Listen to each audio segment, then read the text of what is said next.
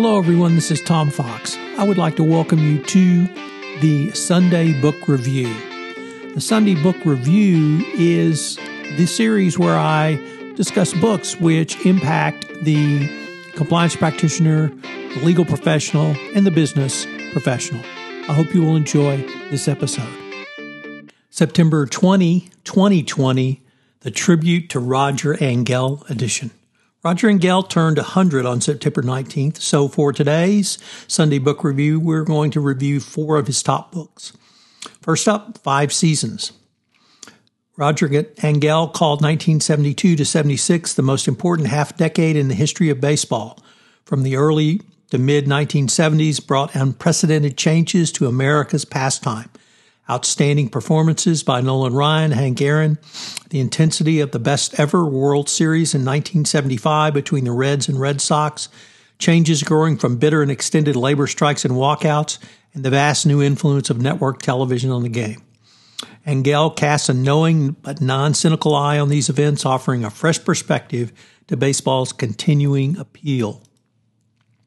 Next up, The Summer Game. Originally published in 1972, this stunning collection of essays on Major League Baseball covering a span of 10 years. Angell brilliantly captures the nation's most beloved sport through the 60s, spanning both winning and horrendous loser teams, including famed players such as Sandy Koufax, Bob Gibson, Brooks Robinson, Frank Robinson, Willie Mays, and more. With the panache of a seasoned sports writer and the energy of an avid baseball fan, Angell's sports journalism is an insightful and compelling look at the great American pastime.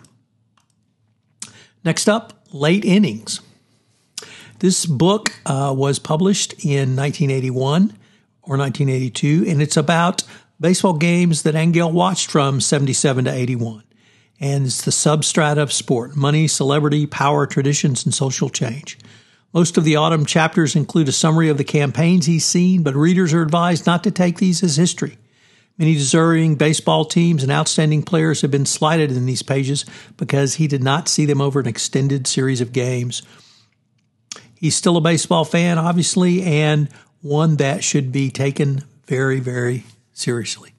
And we conclude with Season Ticket. Angell's absorbing collection traces the highs and lows of Major League Baseball in the 1980s. Once again, taking 5 seasons, 1982 to 1987, written in his unique voice as a fan and baseball aficionado, covering the development of the game on and off the diamond, while diving into subjects such as Sparky Anderson's 1984 Tigers, the legendary 1986 World Series, and the Curse of the Bambino, and increasingly pervasive use of drugs by players. Angell reveals the craft and technique of the game and the unforgettable stories of those who played during this time. This is really a great series of books. I cannot tell you enough how much I love Roger Angell. He wrote for the New Yorker for over 50 years and is really one of the great American treasures.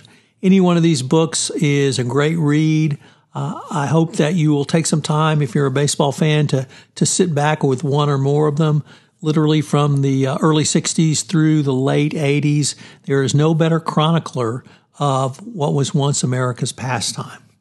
In this era of COVID-19 and baseball bubbles, I think it's really good to sit back and remember just how significant baseball was and what it meant to the national fabric before we got to a truncated season of simply 60 games, and then the playoffs begin. So check it out, and please honor Roger Angell as he turns 100 this weekend. This is Tom Fox. Thanks so much for listening to this edition of the Sunday Book Review. This month on The Compliance Life, I'm featuring Louis Sapperman. Louis is formerly the CCO at Dun & Bradstreet and got them through their FCPA matter with a full declination. He's now at Panasonic North America. So check out The Compliance Life with Louis Sapperman. Also, this month on 31 Days to a More Effective Compliance Program, I take up the role of the Board of Directors in a Best Practices Compliance Program. Check out these and many other podcasts on the Compliance Podcast Network.